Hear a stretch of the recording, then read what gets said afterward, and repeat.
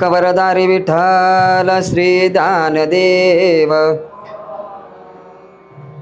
महायोगपीठे तटे भीमरथ्यं वरं पुंडरीकायं दातुं मुनीन्द्रे समागत्य तिष्ठन्तानन्दकन्दं परब्रह्मलिंगं भजे पांडुरंगं जयांचे केलिया स्मरण होय सकल विद्यांचे अधिकरण तेची बंधू श्री चरण श्री गुरूंचे ते नमस्कारोनी आता नमो चौपाळून या भले वरी बैसऊ पाऊले श्री गुरूंची. आम्हाला काय केलं पाहिजे? सद्गुरूंना शरण केलं पाहिजे. आणि म्हणून ज्ञानोबाराया गोड असा एक अभंग सांगतात. श्री गुरु सारिका असता पाठीराका इतरांचा लेखा कोण करी. आणि या अभंगामध्ये ध्रुपद एवढं छान दिलंय.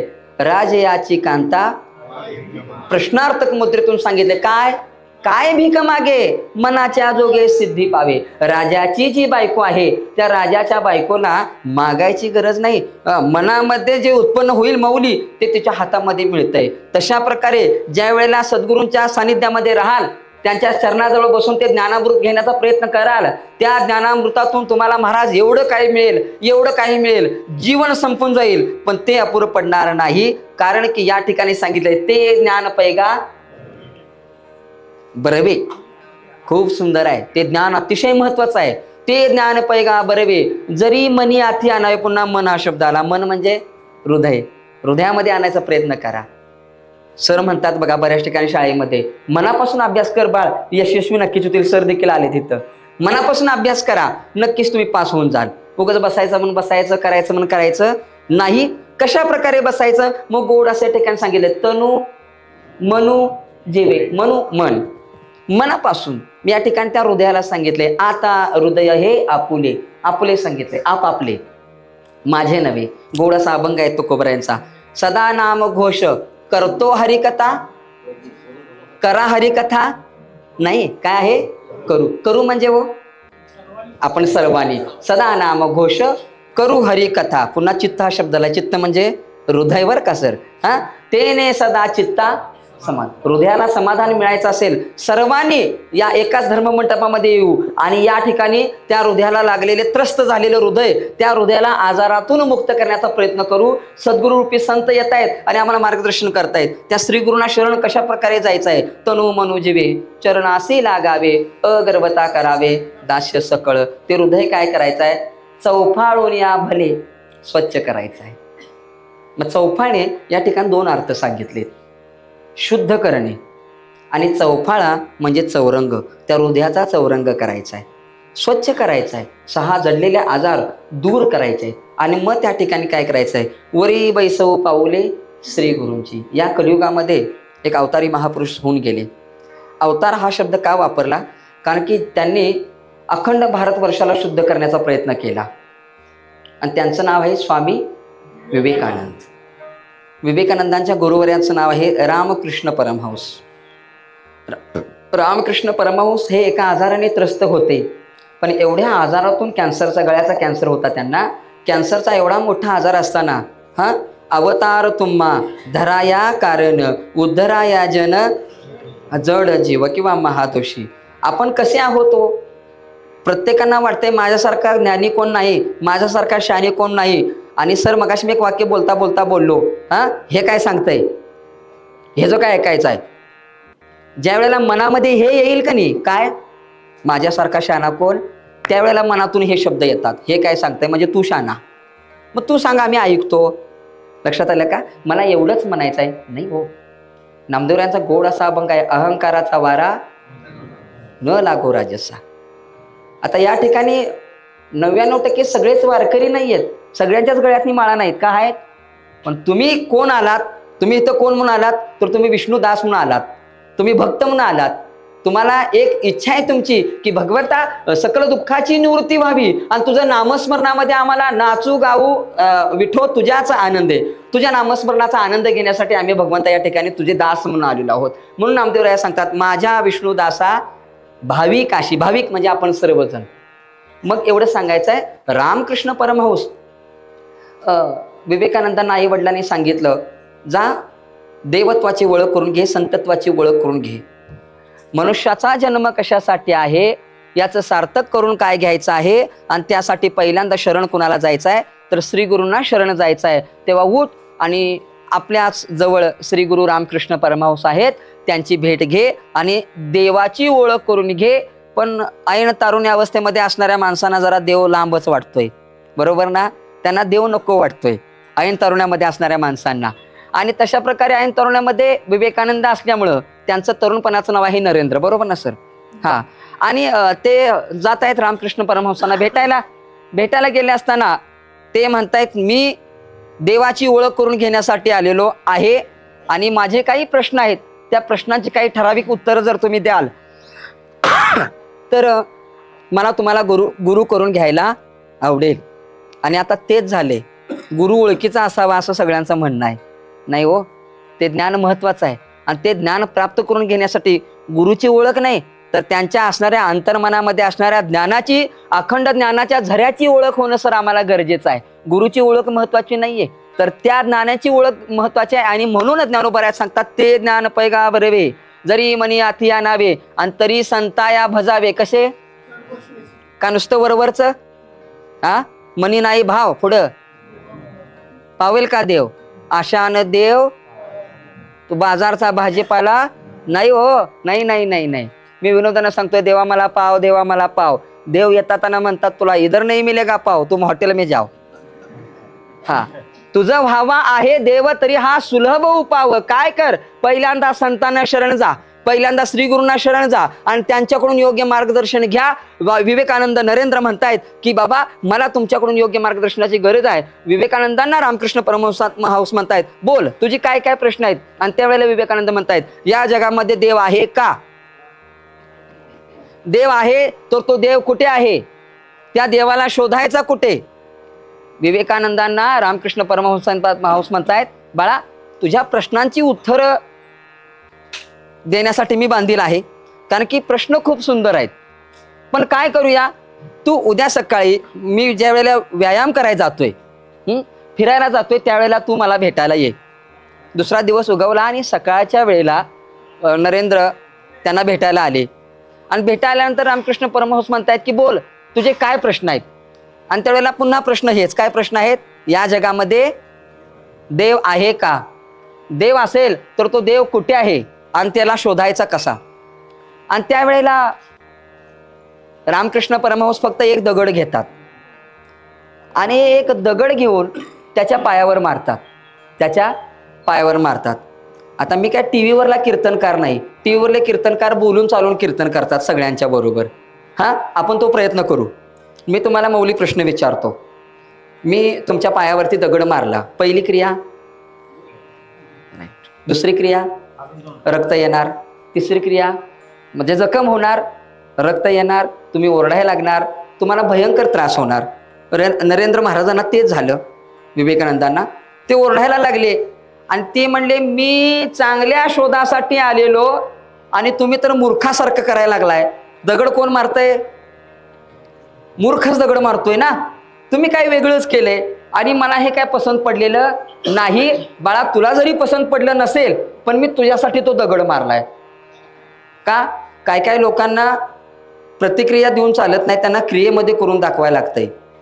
आणि म्हणून म्हणतात, क्रिया करून दाविती अंगी संततेची जगी. क्रिया करून दाविती अंगी. तुकोबऱ्या म्हणतात, अनुभवा आले अंगा ते या जगा. मी पहिला ते करून बघितलं आणि मग तुम्हाला सांगण्याचा प्रयत्न करतोय. बाळा मला क्रियेतून उत्तर द्यायला आवडतंय. मी तुला दगड मारला त्याबद्दल पहिला तुझी माफी मागतो. मी पहिल्यांदा माफी मागतो, पण माझ्या काही प्रश्नांची उत्तरं दे. मी तुला दगड मारला, ही क्रिया डोळ्यानं दिसली का? क्रिया डोळ्यानं दिसली माऊली. दगड मारल्यानंतर पायाला जखम झाली, क्रिया दिसली का? जखम दिसते का बाळांनो? जखम दिसते का? हा, पायाला जखम झालेली दिसली. त्या जखमेतून रक्त वाहायला लागले, रक्त दिसलं का? रक्त दिसलं. हा, ते दगड मारल्यानंतर तू ओरडायला लागलास, ओरडण्याची क्रिया दिसली का? दिसली. पण दगड मारल्यानंतर, रक्त आल्यानंतर, जखम झाल्यानंतर आत पायामध्ये कळ येते. कळ दिसते का? त्या कळेला आपल्या मराठी भाषेमध्ये ठसठसणे म्हणतात. ठसठसतंय आत ते. हा, ती क्रिया दिसते का? काय व्हायला लागले, दुखायला लागले, दाखवू बघूया. दाखवतं का? नाही, ती क्रिया दिसू शकत. हो, ती क्रिया दिसू शकत नाही. या ठिकाणी कळ मारा लागल्या, या सगळ्या क्रिया दिसल्या, पण ती कळ दिसली नाही. बाळा, मला एवढंच सांगायचं आहे, विठ्ठल जळी स्थळी भरला, रीता ठाव नाही उरला. भगवंत या चराचरामध्ये भरून उरलेला आहे, पण त्याला बघायचं असेल. आता मी एक प्रश्न विचारतो सर, ऑपरेशन डोळ्याचं व्हावं का दृष्टीचं व्हावं? दृष्टी बदलायची आहे का दृष्टिकोन बदलायचा आहे? हा, तुझे डोळे बदल, मग कोणाचं लावूया? मांजराचं लावूया का? हा, दृष्टिकोन बदलायचा आहे. देव तुला सगळीकडे दिसणार, कारण की 700 वर्षापूर्वी महावैष्णव ज्ञानोबा सांगून गेले, तैसा हृदयामध्ये मी रामू. भगवंत चराचरामध्ये भरून उरलेला आहे. देव नाही कुठे हा प्रश्न निर्माण करा. देव आहे कुठे हा प्रश्न, तो प्रश्नच नव्हे. देव नाही कुठे हा प्रश्न निर्माण कर. देवाला शोधायचा कुठे? सगळ्यांच्या हृदयामध्ये देवाला शोधण्याचा प्रयत्न कर. नक्कीच परमेश्वर तुला भेटणार. कुठे कुठे आहे? मग तो एक खूप छान असा दृष्टांत आहे दगडाचा, की तो दगड देखील कधी कधी बोलायला लागला. आणि काही आमची मसव्याची मंडळी, त्यांना मूर्ती छानपैकी एक मूर्ती भगवंताची तयार करायची होती. आणि मग ते गेले मूर्तिकारांच्याकडं, आणि त्या मूर्तिकारांना म्हणले की आम्हाला भगवान श्रीकृष्णाची छानपैकी मूर्ती पाहिजे आहे, आम्ही भव्य दिव्य मंदिर बांधणार आहे, आणि तेव्हा तुम्ही आम्हाला मूर्ती बनवून द्या. ते जे मूर्तिकार असतात त्यांना पाथरूट म्हणायचं ना. हां, ते मूर्तिकार म्हणतात माझ्याकडे बऱ्याच दगडांच्या व्हरायटी आहेत, तुम्हाला त्यातला कोणता दगड पाहिजे आहे? त्यावेळेला म्हणतात की हा अमुक अमुक दगड घ्या आणि त्यातून मूर्ती बनवून द्या. मूर्तिकार महाराज छन्नी हातोडा घेतात आणि काम चालू करत असतात, आणि त्यावेळेला त्या दगडाला वाचा फुटते ताई, आणि तो दगड म्हणतो की मला काय कृष्ण वगैरे बनायचं नाही, मला आहे त्या स्थितीमध्ये ठेव. काही मूर्ख दगड या जगामध्ये असे आहेत, सद्गुरू तिथपर्यंत मार्गदर्शन करायला येतात, ते म्हणतात आम्हाला काय गरज नाही. पुन्हा मी शब्द सांगतो, हे जर काय ऐकायचं? लक्षात आलं का? पुन्हा ते म्हणतात आम्हाला ते काय करायचं नाही. सद्गुरू कधी कधी जवळ येतात आणि योग्य मार्गदर्शनाचा सल्ला देण्याचा प्रयत्न करतात, पण काही असे आहोत की त्यांना ते ऐकता येत नाही. आणि त्या ठिकाणी माऊली हाच प्रसंग घडला. तो दगड म्हणतोय मला देव बनायचं नाही, मला आहे त्या स्थितीमध्ये सोडा. मूर्तिकार त्या दगडाला आहे त्या स्थितीमध्ये सोडतात, दुसरा दगड घेतात, छानपैकी मूर्ती बनवतात. ऐका बरं का मन लावून. आणि मूर्ती बनवल्यानंतर गावकरी येतात, मस्तपैकी छान रथ सजवलेला असतोय, फुलामाळाने सजवलेला असतोय, आणि महाराज त्या ठिकाणी भगवंताला त्या रथामध्ये बसवलं जातंय सर.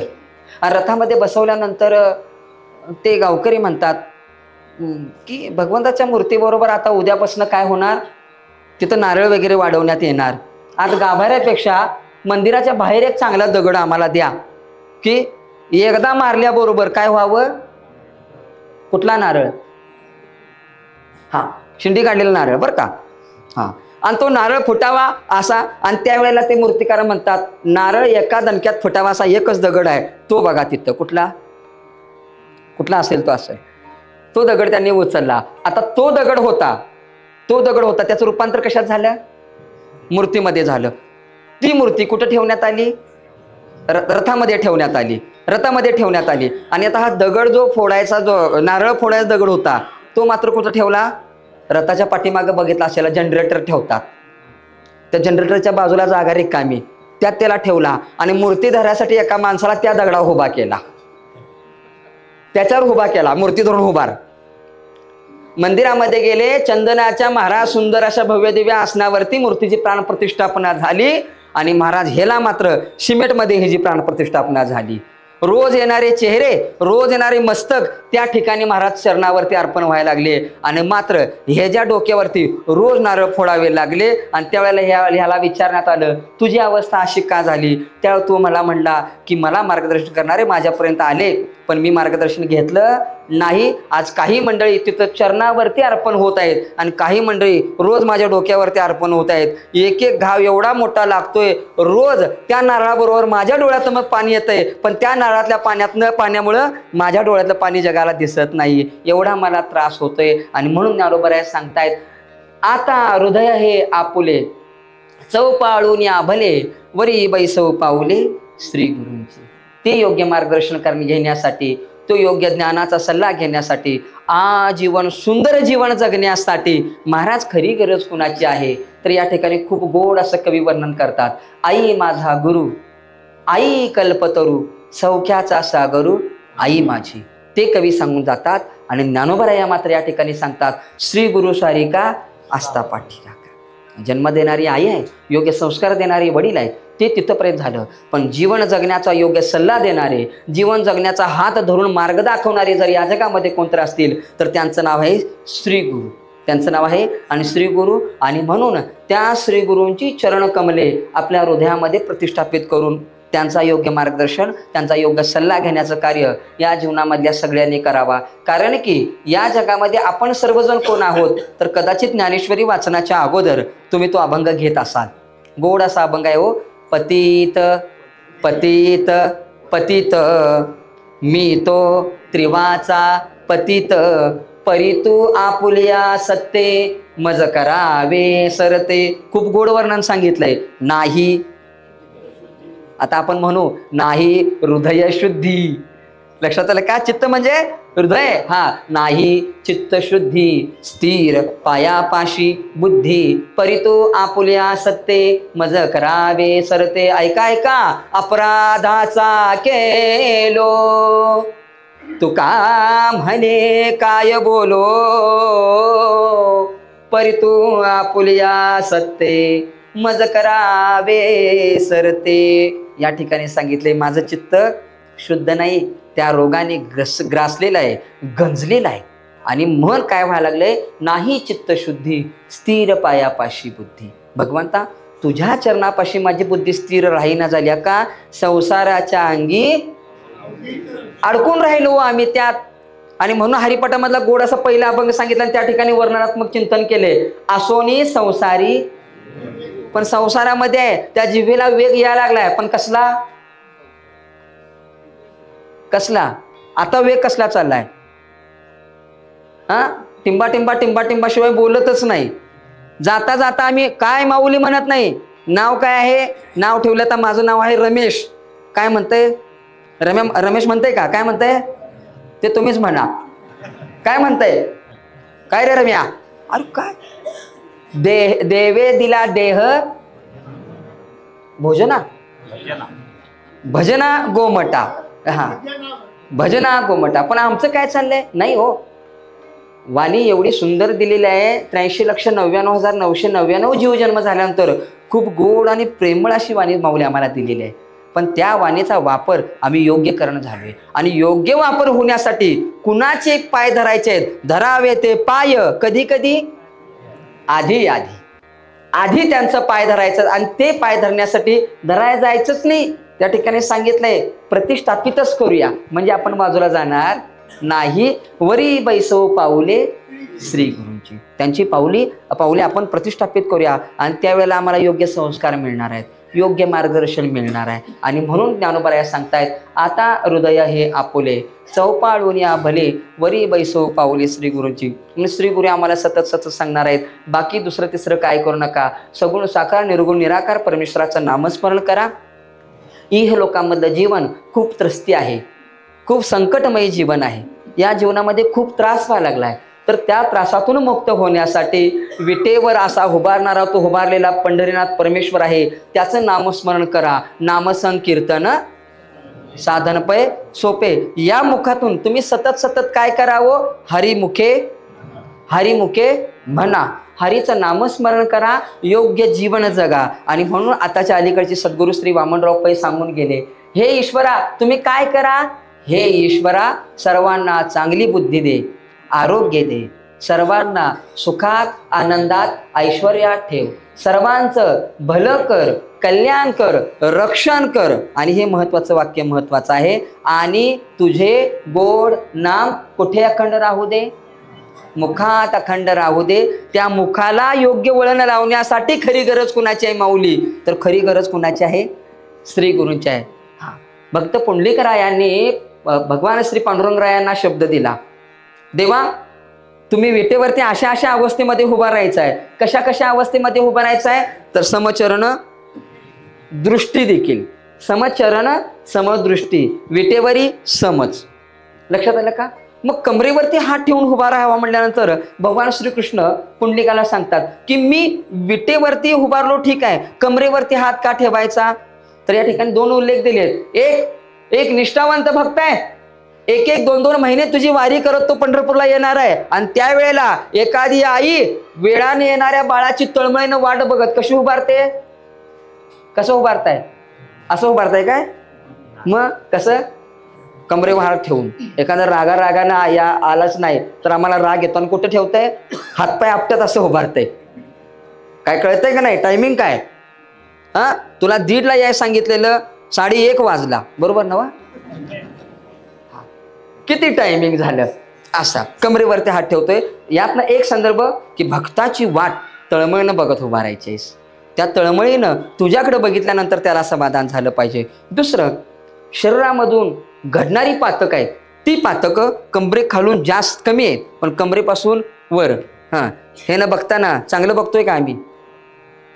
तुम्ही ऐकताना चांगलं ऐकतो का माऊली? काय काय मंडळी अजून म्हणतात हळू बोल, भिंतीला देखील कान असतात. म्हणजे ऐकताना चांगलं का ऐकत? चांगलं ऐकायचं असं तर ही जागा देखील भरली असती, असते का नाही? हा, विष्णू सुतारांच्या ऐवजी गौतमी ताई असत्या तर. हा, लक्षात आले का? मला एवढंच सांगायचं आहे, होणारी सगळी पातकं वर्ण होणार आहेत, आणि सगळ्यात महत्वाचं पातक कुठून होणार आहे तर त्याचं नाव आहे मुख. त्याचं नाव आहे मुख. बघा, मी पुन्हा एकदा सांगतो, ज्या वेळेला आळंदी निवासी माऊली राया समाधी अवस्थेकडे जात असताना उजव्या हाताला भगवान पंढरीनाथ धरतायत, डाव्या हाताला नामदेव राया धरतायत, आणि समाधी अवस्थेकडे नेत असताना, त्या जागेकडे नेत असताना भगवान पांडुरंग राया ज्ञानोबा रायांना सांगतात, ज्ञानोबा काहीतरी मागा, काहीतरी मागा. ज्ञानोबा राया म्हणतात, आता पुढे वाघ यज्ञ. महत्वाचा आहे हा शब्द, वाघ म्हणजे मुख, आणि मुखाचाच यज्ञ माऊलींनी केला. माझ्याजवळ देण्यासाठी चंदनादी लाकडं नाहीयेत, माझ्याकडे तुपाचे डबे नाहीयेत, तर माझ्याकडे एक यज्ञ आहे, त्याचं नाव वाघ यज्ञ म्हणजे मुख. आणि माझ्या मुखातून येणारं नामस्मरण, माझ्या मुखातून येणारी सकारात्मकता, माझ्या मुखातून येणारी पॉझिटिव्हिटी जी आहे, तोच एक यज्ञ समज. आणि त्या यज्ञातून भगवंता तुम्ही काय करा? प्रसन्न व्हा. तो शोनी मज द्यावे, हे दान द्या मला.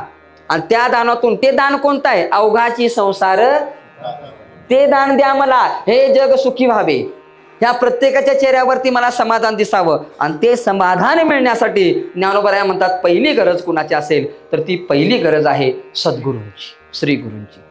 सद्गुरूंना शरण जायचं आहे. आणि म्हणून या ठिकाणी ज्ञानोबा सांगतात, आता हृदय हे आपुले, चौपाळून या भले, वरी बैसव पाऊले श्रीगुरूंची. ते नामाचं महत्व या ठिकाणी श्रीगुरू सांगतायत. जीवन जगण्याची कला कोण सांगत असतील तर ते श्रीगुरू सांगतात. असे सल्ले देणारे बरेच झाले. तो लक्षात आले का? सल्ले देणारे, पण त्यांची गंमत अशी आहे, लोका सांगे पुढचा विषय बोलायलाच नको, अशी बरीच मंडळी आहेत माऊली. ठणठणीत पाषाण आहेत ते. लोकांना सांगण्याचं, सल्ले देण्याचं काम बरेच करतात, पण स्वतः आचरणात काय आणतात? पण नाही हो, मगाशी मी बोलता बोलून गेलो, अनुभव आले अंगा, ते या जगाला सांगायचं कर्तव्य केलं. अवतार तुम्हा धरा या कारण, अवतार घेतला, आणि तो अवतार फक्त एवढ्यासाठीच घेतला, चंदनासारखं झिजायचं. आणि या अज्ञानी जीवाला, पतित असणाऱ्या जीवाला काय करायचं? ज्यांचं चित्त शुद्ध नाही, अशुद्धतेकडे निघालेले आहेत, अज्ञानी मार्गातून ते भरकडत चाललेले आहेत, त्यांना फक्त एकत्र आणायचं आणि योग्य मार्गदर्शन देण्याचं काम जर या जीवनामध्ये कोण करत असतील तर ते श्रीगुरू आहेत. आणि म्हणून त्यांचे श्रीगुरूंचे चरण स्वच्छपणे धुवायचं आहे आणि त्या हृदयामध्ये प्रतिष्ठापित करायचं आहे. बघा, त्या नामाचं महत्व सांगितलं. एक खूप गोड असं पती पत्नीचं जोडपं होतं. अखंड आयुष्यभर दत्तभक्ती त्यांची. अवधूत चिंतन श्री गुरुदेव दत्त नामस्मरण, सतत मुखामध्ये नामस्मरण. कर्मधर्म संयोगानं भगवान दत्तात्रयांचा आशीर्वादच समजा त्यांना मुलगा झाला. आणि आता नवीन पद्धत आलेली आहे की मुलांनी चांगलं शिक्षण घ्यावं, त्यांच्या पायावरती उभं राहावं, असं त्या सगळ्यांचीच इच्छा आहे. जुना काळ असा नव्हता, काय बगल तेव्हा बगल, आपलं जीवन आपलं व्यवस्थित फक्त संस्कार योग्य देत राहायचं.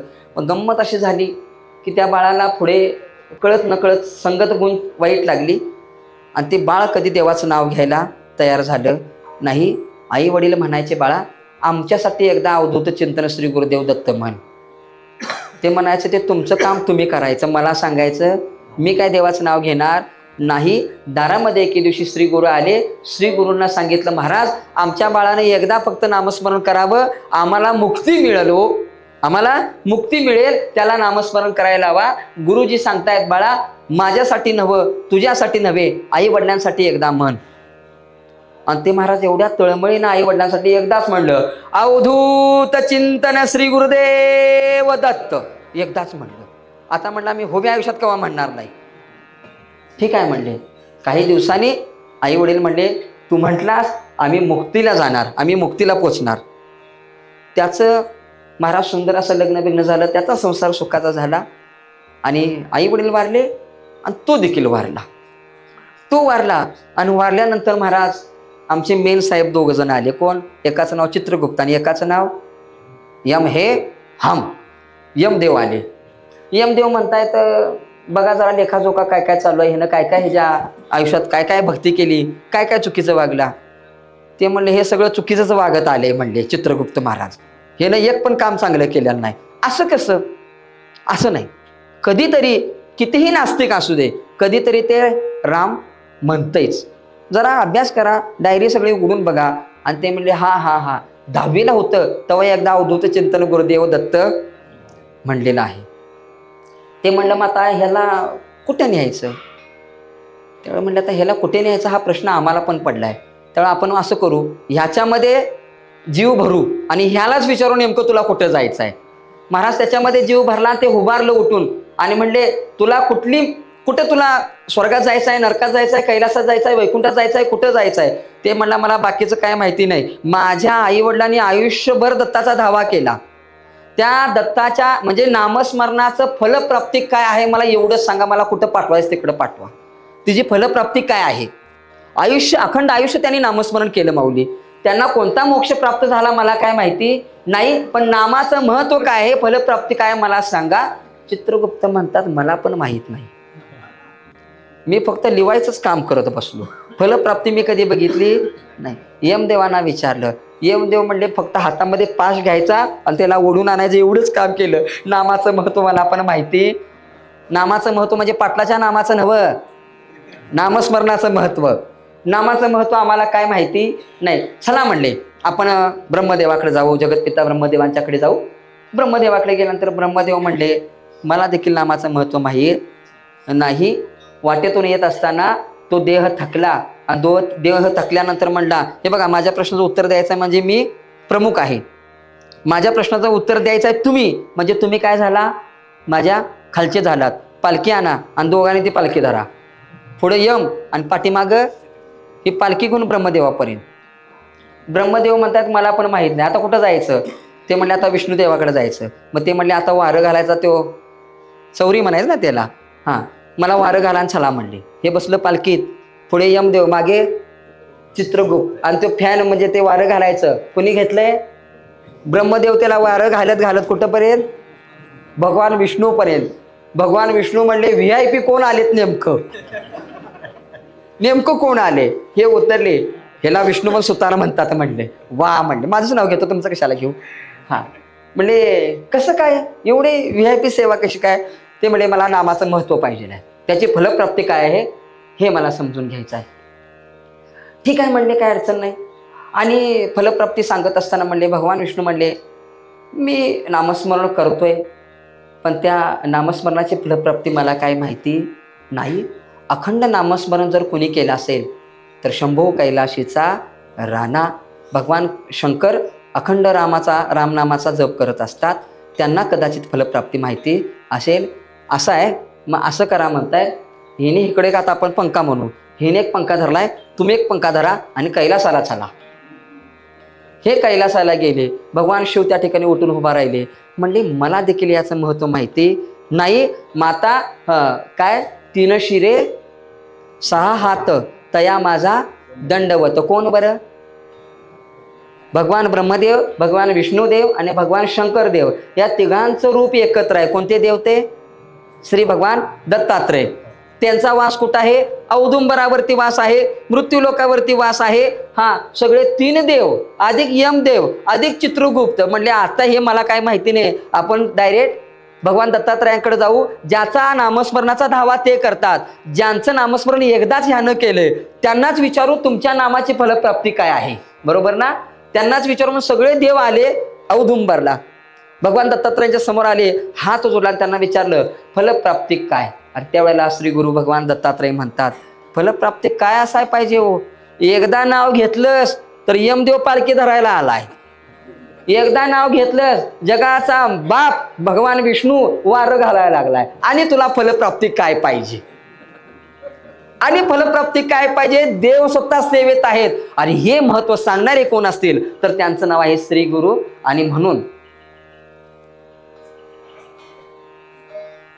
आणि त्यांचं नाव आहे श्री गुरु. आणि म्हणून या ठिकाणी महत्व दिलंय. आता हृदय हे आपुले चौफाळूनिया भले वरी बैसव पाऊले श्री गुरूंची. का श्री गुरुला महत्व दिले. मग गोड असं वर्णन आहे हो. आळंदी हे गाव पुण्यभूमी ठाव दैवताचे नाव सिद्धेश्वर 84 सिद्धांचा सिद्ध भेटी मिळा. मी माझ्या मते मागच्या वर्षीच्या कीर्तनामध्ये प्रवचनामध्ये विनोदानं तुम्हाला बोललो असेल. हां, दादा कोंडके माहिती आहे तुम्हाला. दादा कोंडकेचं एक गाणं सुंदर आहे. 16वं वरीस हे चांगलं पाठ आहे आम्हाला. तो का म्हणे माझे असं म्हणल्यानंतर ते म्हणतात तुम्हाला असं माहिती. हा 16वं वरीस ते दादा कोंडके सांगतात त्या 16 वर्षाचं महत्व. त्या 16 वर्षामध्ये नेवाशी नावाच्या पवित्र गावामध्ये त्या म्हसोबाच्या देवालयामध्ये त्या खांबाला टेकून ज्ञानोबरा या ठिकाणी बसलेत. आणि ज्ञानोबरा तुम्हा आम्हाला उपदेश करतायत. तरी एवढा एकले दिजे मग सर्व सुखाशी पात्र होईजे. तुम्हाला सर्व सुख पाहिजे आहे ना, जावा श्री गुरुना शरण. सद्गुरूंना शरण जावा आणि सद्गुरूंचं नामस्मरण करा. सद्गुरूंना शरण जाऊन त्यांच्यापर्यंत जाण्याचा योग्य मार्गदर्शनाचा सल्ला घ्या.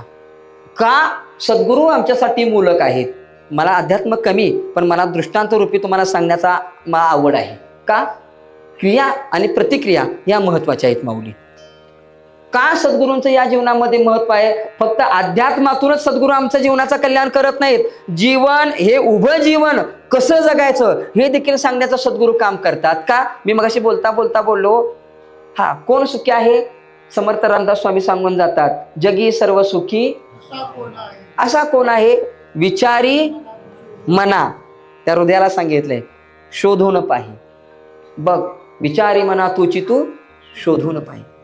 आणि त्यासाठी या ठिकाणी जायचं आहे. सद्गुरूंना शरण जायचं आहे आणि त्या सद्गुरूंच्याकडून योग्य मार्गदर्शन करायचं आहे. मी एक विनोदाचा एक दृष्टांत छान सुंदर आहे. का सद्गुरूंना शरण जायचं, काय सद्गुरू आमच्या जीवनामध्ये बदल करतील. एक भोळा होता, अत्यंत भोळा होता. जीवन व्यतीत करत होता. थोरल्या भावाचं लग्न झालेलं आणि थोरली वहिनी थोडीशी कडक होती. त्या वहिनीची इच्छा होती की आमच्या भाऊजींनी जेवायला घराकडे यायचं नाही. इस्टेटीतली वाटणी आमच्या भाऊजींना आम्ही काय देणार नाही. हितापर्यंत की भाऊजींनी आमच्या घरामध्ये राहायचं देखील नाही, हितापर्यंत त्यांची तयारी. हा भोळा होता हो. आणि हा भोळा म्हणला की जीवन जगण्यात काय अर्थ नाही, आपण आत्महत्या करू, आपण आपल्या देहाचा त्याग करू.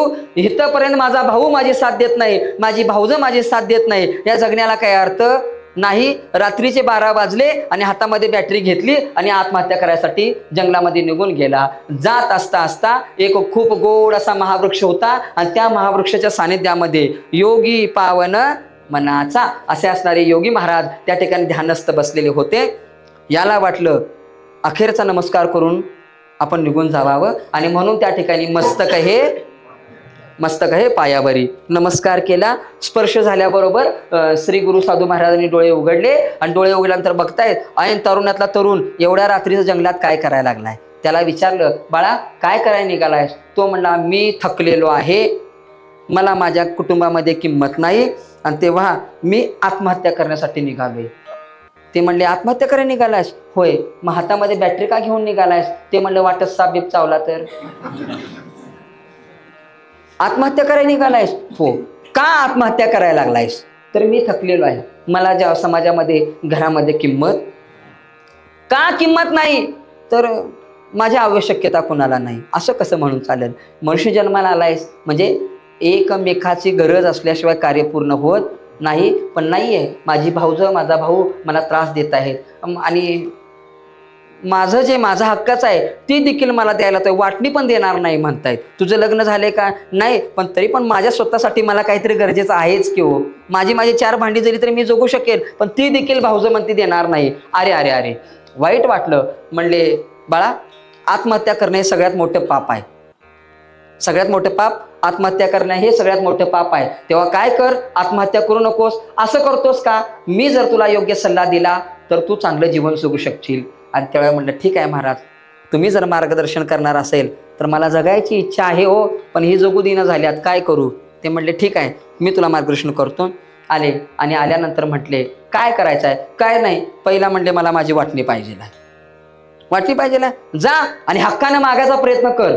गेला आणि भावाजवळ गेला आणि भावाला सांगितलं माझी वाटणी दे, मी तुझ्या घरामध्ये जेवायला येत नाही, तुझ्या बायकोला माझा त्रास होतोय ना, पलीकडची खोली आहे, एका खोलीत मी 10 खोलीत राहतो, पण मला माझी वाटणी पाहिजे. 4 भांडी उचलली, एक चूल त्यांना दिली, सगळं साहित्य दिलं. 3 गोष्टी ठराविक राहिल्या. कोणत्या? 3 गोष्टी. त्या 3 गोष्टी कोणत्या? तर एक आहे म्हैस. काय? म्हस. हा. एक गोष्ट आहे नारळीचं झाड आणि एक गोष्ट आहे वाकळ. काय? वाकळ आता लुप्त होत गेली, आपण धोपटं म्हणू, लक्षात येतंय. हा, या 3 गोष्टी राहिल्या. काय? वाकळ, नारळीचं झाड आणि तिसरी गोष्ट काय? लय शुद्ध बोलू नको, असा माहिती आहे तुम्ही कोल्हापूरचं नाही. म्हैस काय? म्हस म्हणा, म्हस. हा, काय म्हणायचं? म्हैशीला म्हणताय का? म्हैशीला पाणी घालून येते असं म्हणताय? इथं महाराजांच्या पुढे लय आम्ही इंजिनियर झालोय म्हणायचं. म्हैस. हा. आणि मग त्या ठिकाणी ह्याला 3 वाटण्या मिळाल्या. याच्या सेवेत हा चालू झाला. आता म्हशीची वाटणी वहिनीने केली. हा, ती वहिनी जरा तुमच्यासारखी होती असं म्हणत नाही, मला कीर्तन करायचं आहे अजून. ती वहिनी आमच्या आईंसारखी होती. ती वहिनी म्हणली दिराला, भाऊजी आता ही वाटणी करायची जरा अवघड आहे, तेव्हा ही वाटणी मी करतो. करा वहिनी. म्हशीचा पुढचा भाग तुमचा, पाठीमागचा भाग आमचा. हे भोळं होतं हो, तू का म्हणे भोळा, हे भोळं होतं. हे म्हणला वहिनी ठीक आहे तुमच्यासाठी. हा.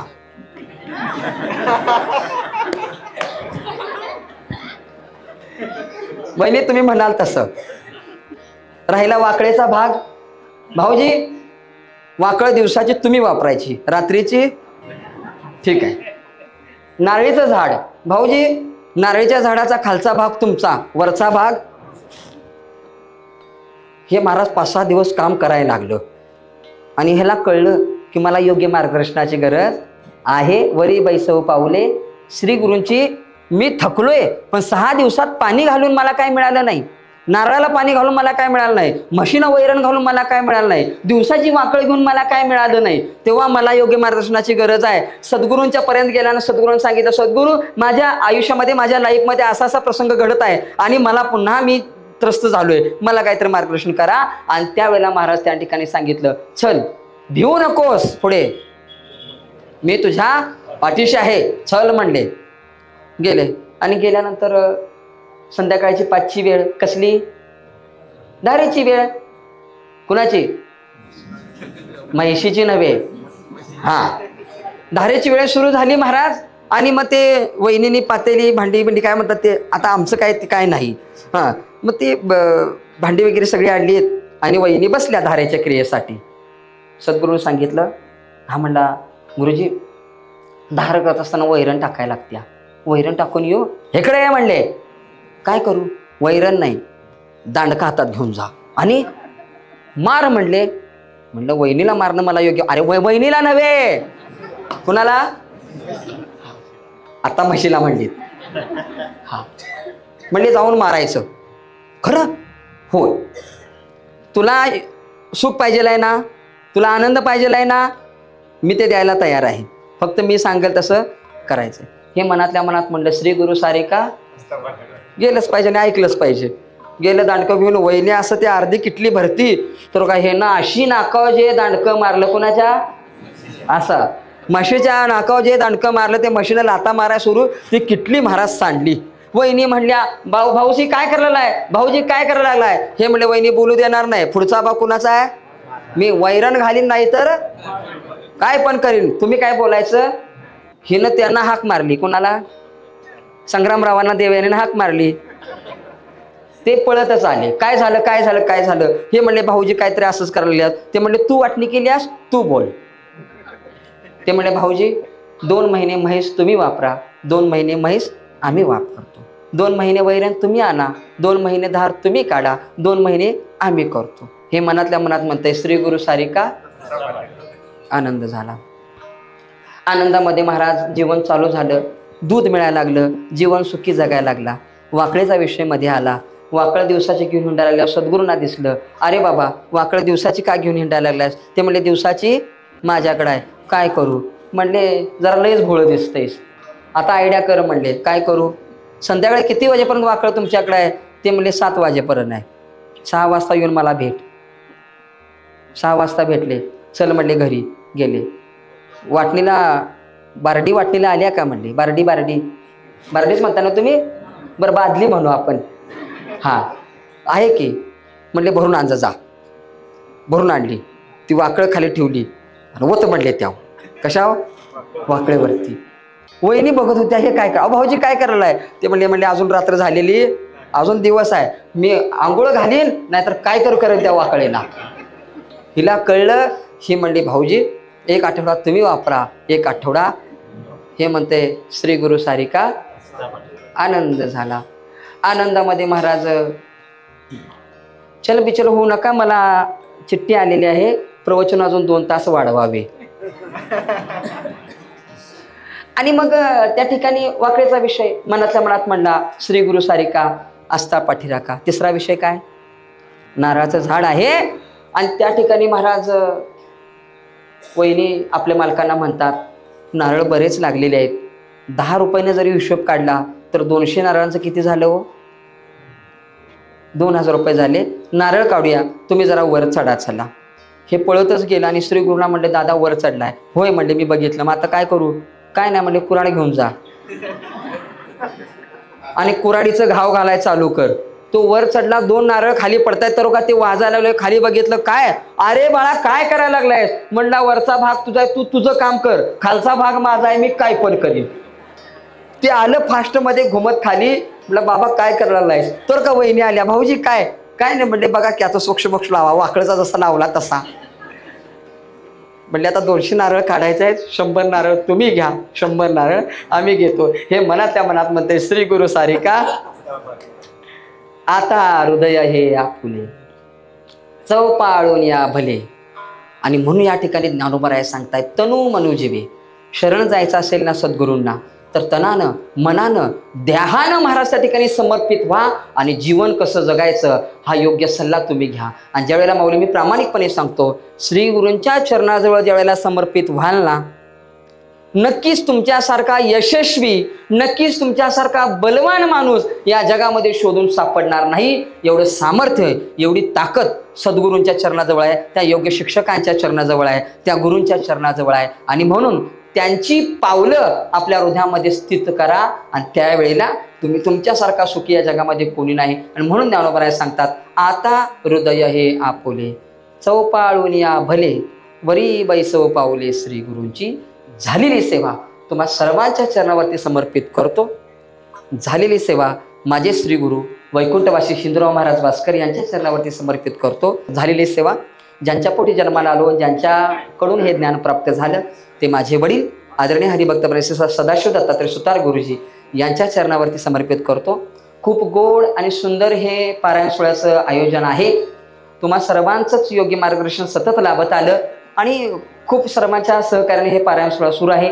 तुम्ही सर्वजण या पारायण सोहळ्यामध्ये अत्यंत आनंदानं आलेला आहात म्हणून ती झालेली सेवा तुम्हा सर्वांच्या श्रोत्यांच्या चरणावरती समर्पित करतो. कारण की वक्ता तो वक्ता नोहे श्रोते निविन. श्रोत्यांच्या शिवाय त्या वक्त्याला काहीच महत्व नाही म्हणून झालेली सेवा तुम्हा सर्वांच्या चरणावरती समर्पित करतो.